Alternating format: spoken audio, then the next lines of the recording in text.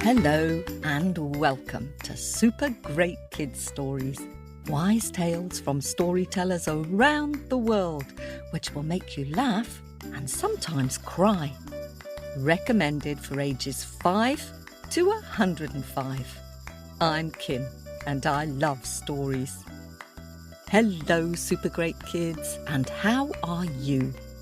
I wonder if you told anyone a story over Christmas. What a lovely gift. Now, if you remember, our theme is fairy tales around the world.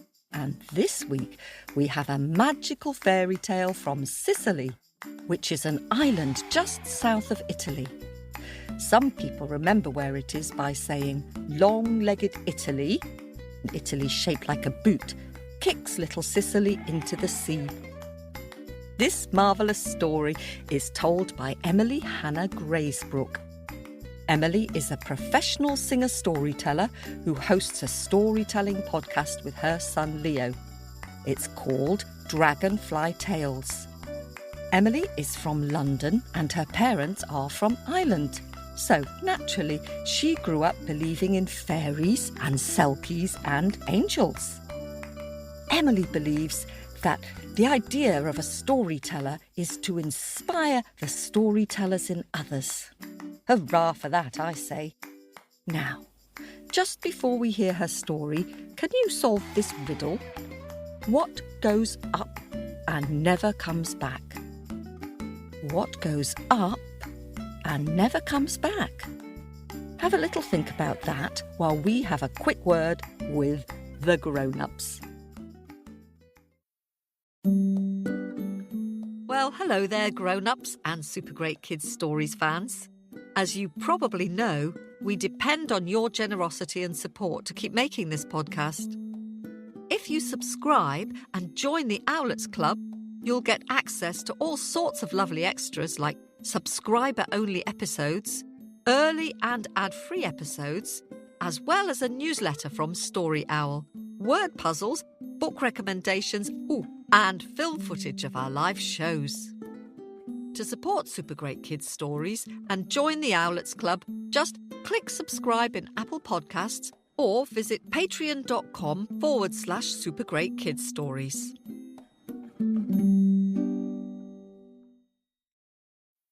Hello, Super Great Kids. I'm back. Did you solve the riddle? What goes up and never comes back? The answer is... Cover your ears if you're still trying to figure it out. The answer is your age. Ta-da! Your age goes up and gets bigger every year, but you never go back down to being 4 or 5 after you've turned 6. Now, we're about to hear a cracking good story from Sicily, told by the talented storyteller Emily Hanna. Are you sitting comfortably? Am I sitting comfortably? Then let the story begin. Or, as they say in Italy, c'era una volta.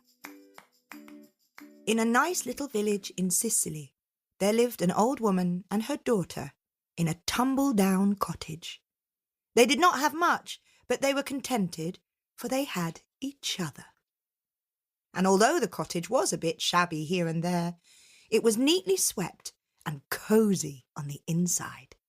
And for most of the year, the outside of the cottage was covered with roses, beautiful pink and red roses.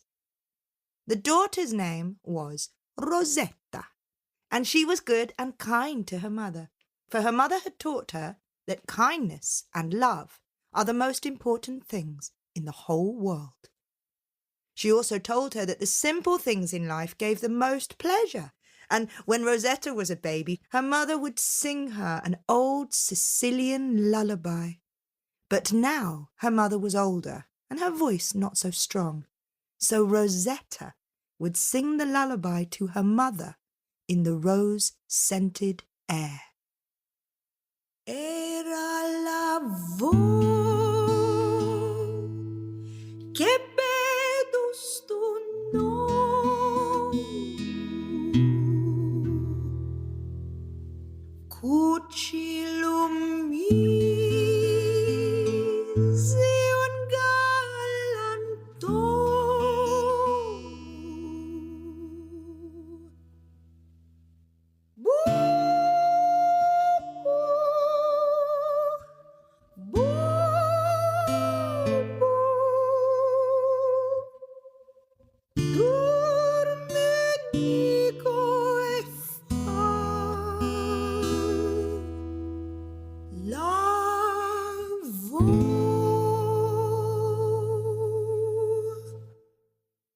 Now, not far from the rose-covered cottage was another house, and there lived another mother and daughter. But they were very different indeed. Their house was very grand and proper, with a shiny door knocker and velvet curtains, not a rose in sight.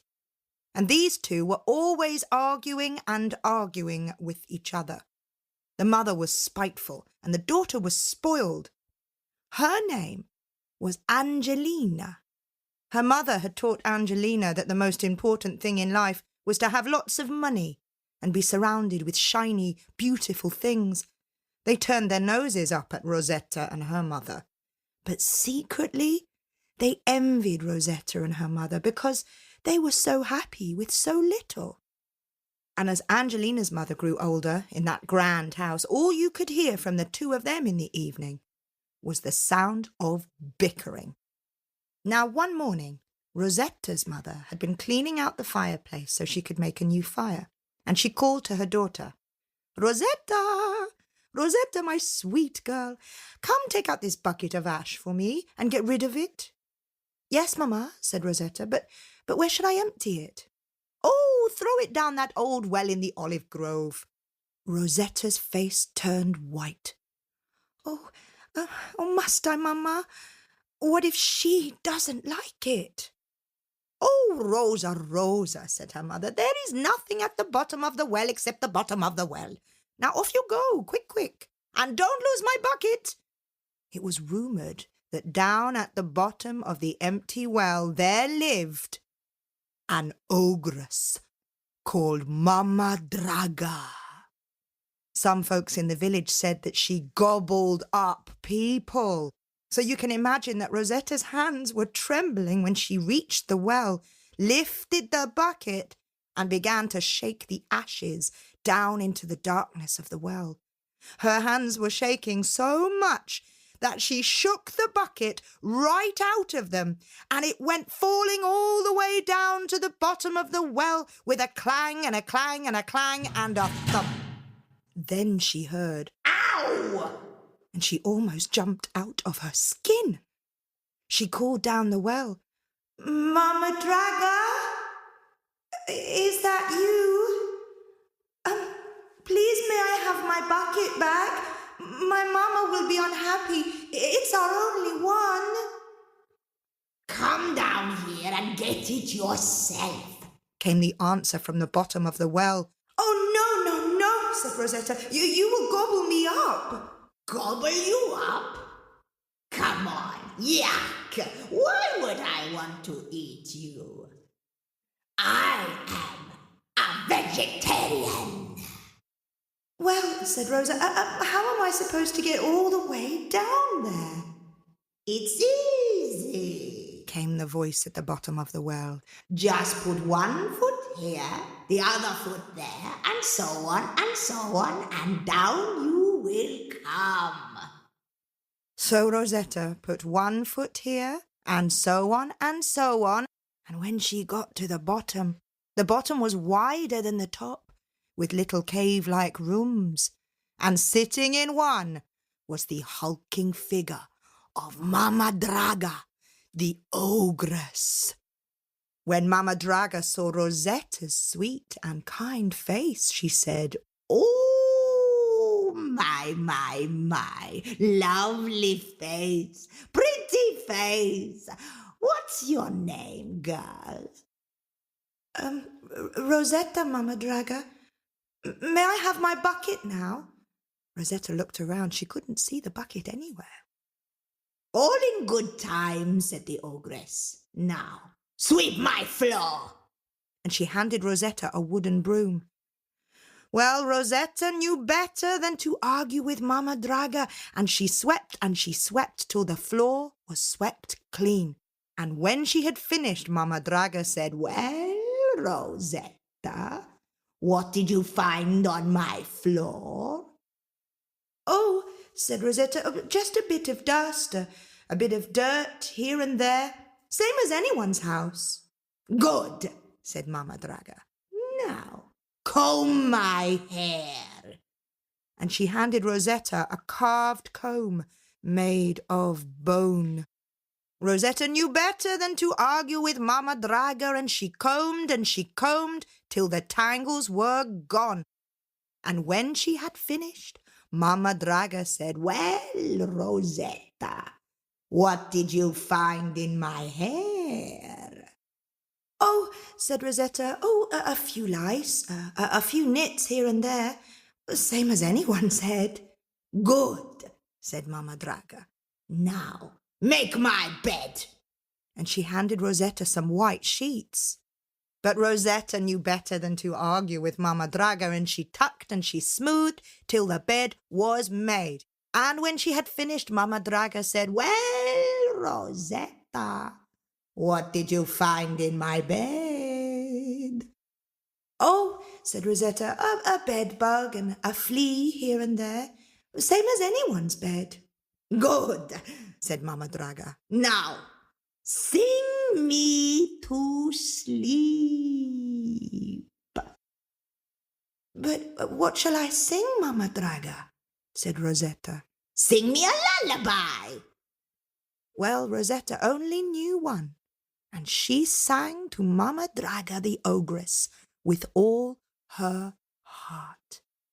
"Boo! Boo! Boo!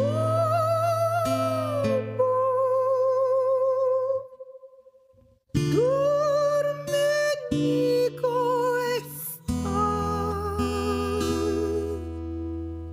lavo."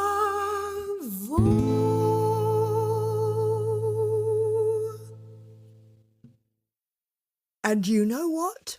The ogress was asleep.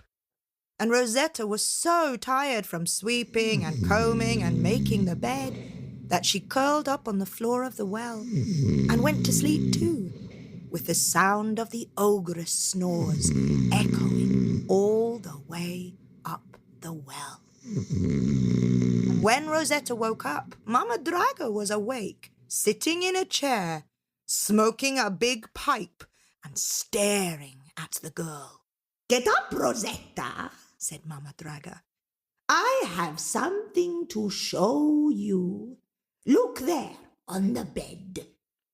Rosetta stretched and stood up, and she went over to Mama-Draga's bed, and there on the bed lay 2 dresses. One, the most beautiful dress Rosetta had ever seen, ribbons and lace and little flowers all beautifully sewn. But the other dress was shabby and worn and dirty and ripped. Now, said Mama-Draga, which of these 2 do you choose, child? Without hesitation, Rosetta chose the shabby dress. Why did you choose this one? Asked Mama-Draga. Well, said Rosetta, this dress is beautiful, Mama-Draga. Such needlework. I have never seen anything more lovely. But this other dress still has plenty of life. It just needs a little care and love. I shall mend it for you if you like. Ha! Said Mama-Draga, and she took another big puff from her pipe. Rosetta, you are a thoughtful and kind girl. I give you the pretty dress as a gift. Oh, thank you, said Rosetta. But that is not all. Because you are kind and good, I also give you this comb. When you comb your hair tonight, one side will gush with pearls and diamonds, and the other side with wheat and barley. Now go back to your mother and take good care of her. So Rosetta took the comb and the beautiful dress, and she went back up the well. And when her mother saw her in the pretty dress, she cried, "Oh, Rosetta, how beautiful you look! What happened to you? And where is my bucket?" And Rosetta told her the whole story. And that night, when she did comb her hair with the comb made of bone, guess what happened? Now word began to spread around the neighbourhood about Rosetta and her mother and their new good fortune. And one day, sour-faced Angelina and her envious mother stopped stopped by the tumble-down cottage. And Rosetta's mother told them everything that had happened.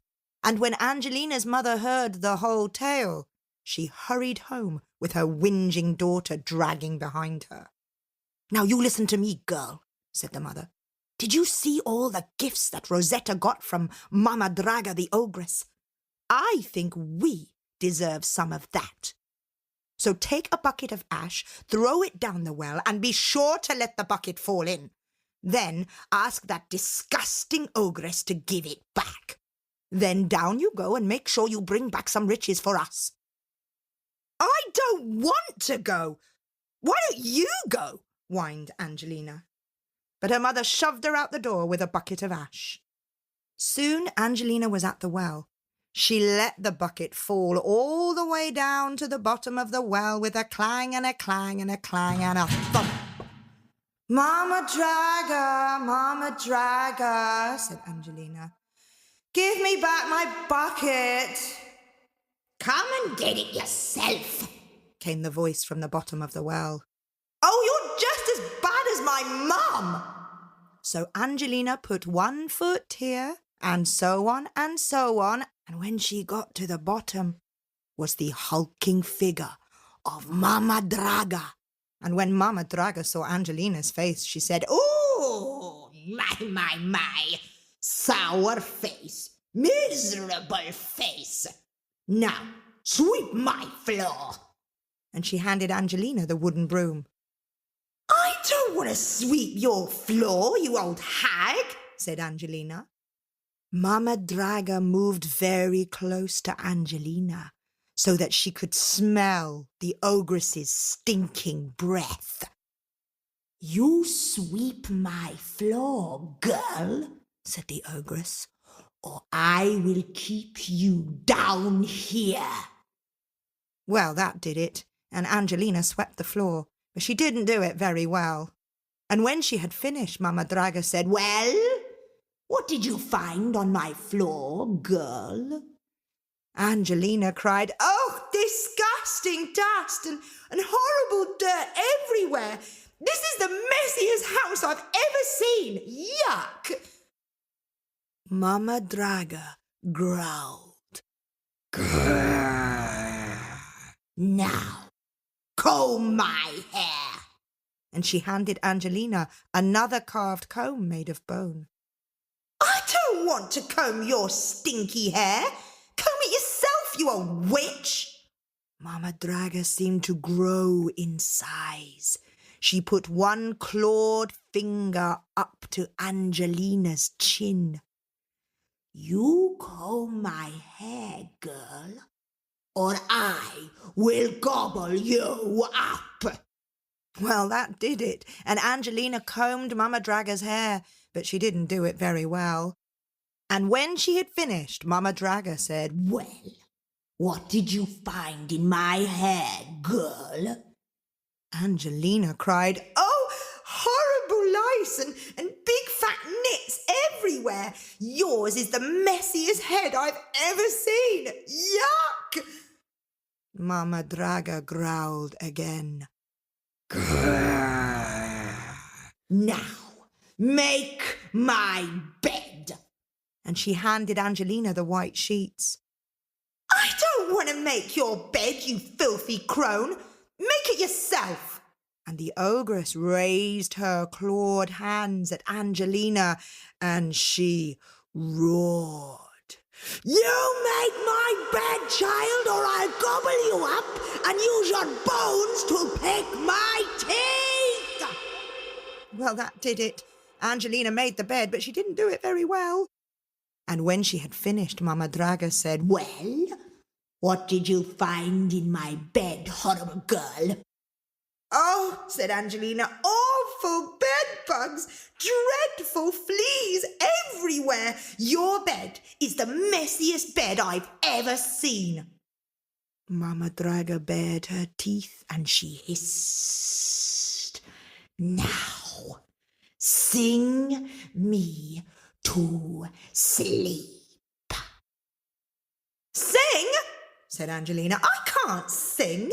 Singing's stupid. And besides, I don't don't know any songs. Well, then be quiet, Barked Mama-Draga. and sleep on the floor. You expect me to sleep on the floor? I'm not sleeping on this floor. No way, it's disgusting. But the ogress was already asleep. Angelina was so miserable and angry that it took her a long time to get to sleep.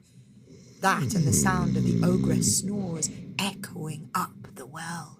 When Angelina woke up, Mama-Draga was sitting in a chair, smoking her big pipe and pointing at 2 dresses. And one was the most beautiful dress Angelina had ever seen, ribbons and lace and little needlepoint flowers. But the other dress was shabby and worn and dirty and ripped. Now, said Mama-Draga, which of these do you choose, child? This one, she said. Why did you choose this one, girl? Duh, said Angelina, because it's lovely and the other one's disgusting. Do you think I'm some sort of idiot? Angelina, you are a miserable and spoiled girl. I give you the shabby dress as a gift. Put it on. Oh, it suits you. But that is not all, said Mama-Draga. Because you are mean and lazy, every time you comb your hair, one side will gush with toads and spiders, and the other side with dung and horse manure. Then I won't ever comb my hair, shouted Angelina. Then it will become just like mine, said Mama-Draga. Now, go back to your mother and let her take a good look at you. And she sent Angelina back up the well. And when her mother saw her in the shabby dress, she was horrified. Oh, what do you look like, disgusting child? Where are the diamonds? Where are the pearls? Here, let me comb that disgusting matted hair. Angelina tried to cry, no, Mama! But it was too late.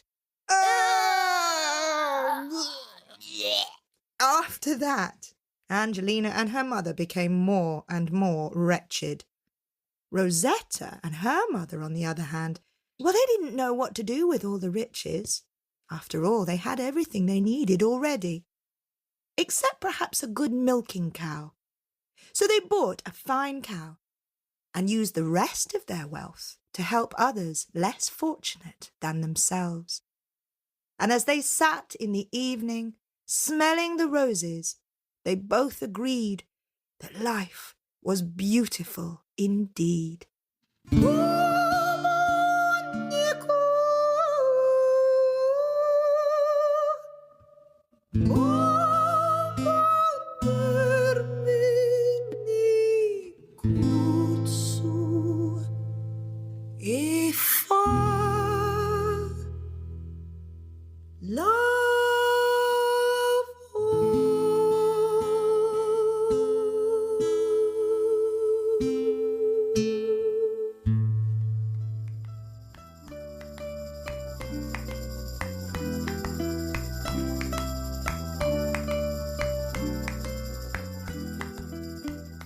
Thank you very much to Emily Hanna-Grazebrook for sharing that wonderful story.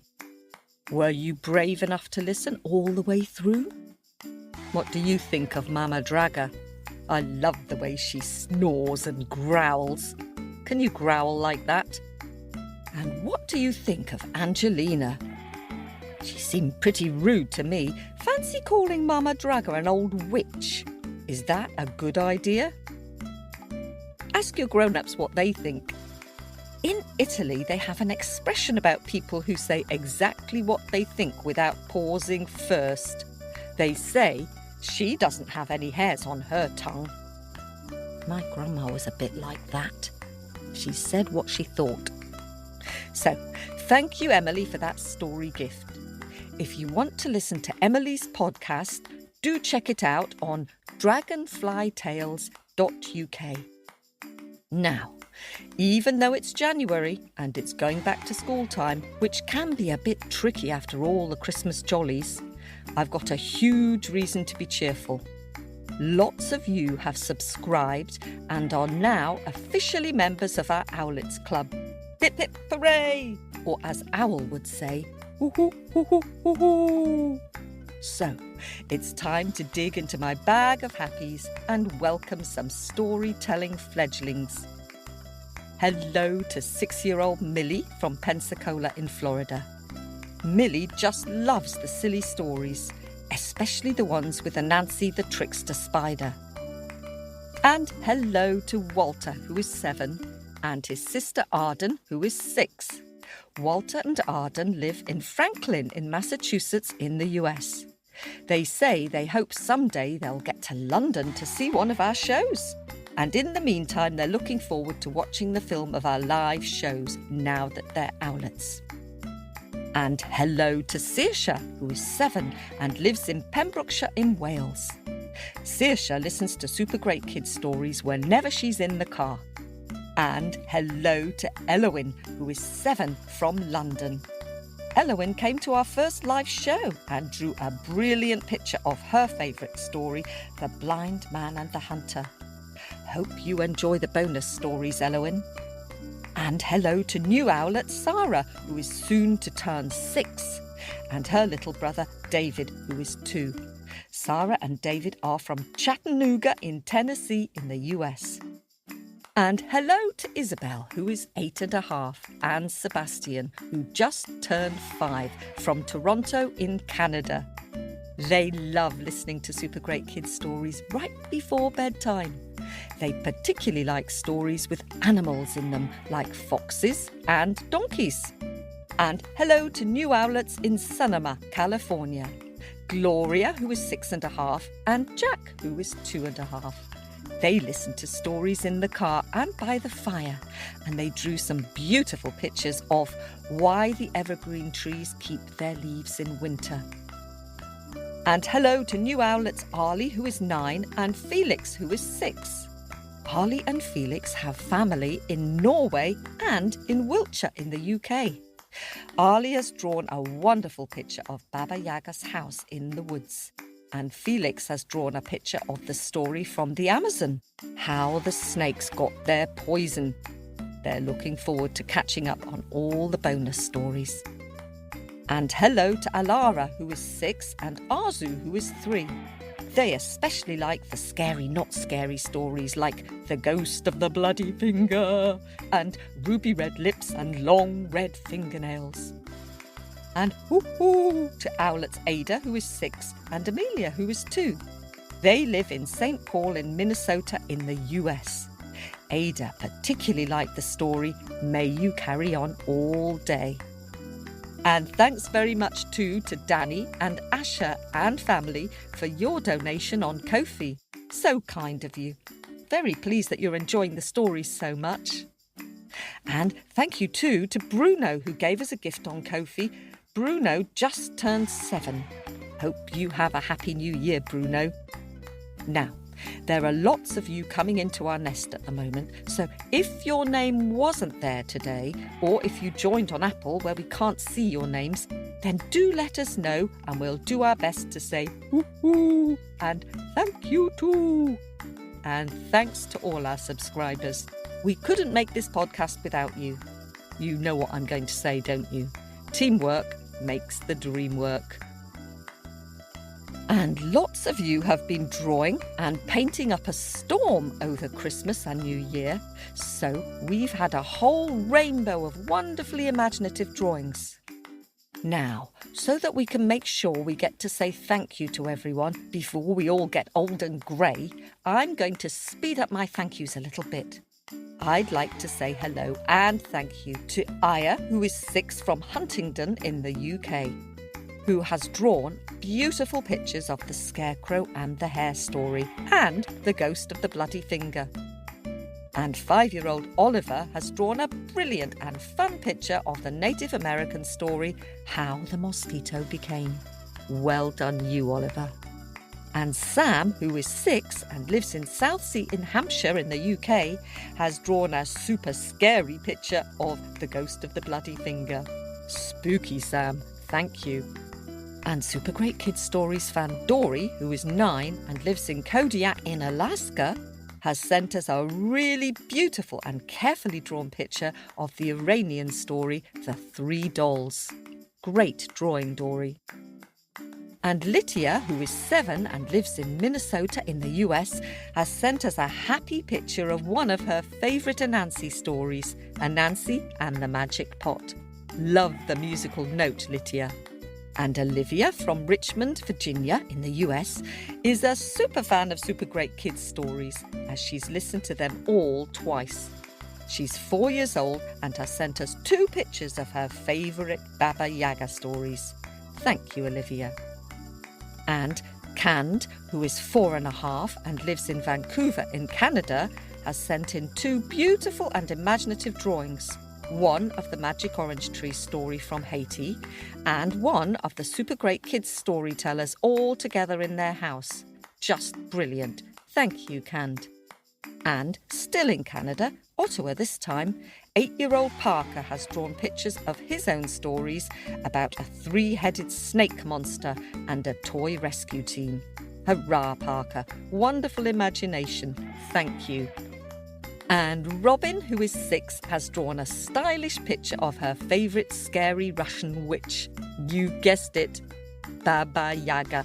So thank you very much for this, Robin. And finally, Cora, who is 6 and lives in Berkeley, California, has been busy drawing 2 super great stories, The Niece's New Suit and The Ghost of the Bloody Finger. I love your imagination, Cora. Thank you, and thank you all. More thank yous to come next week.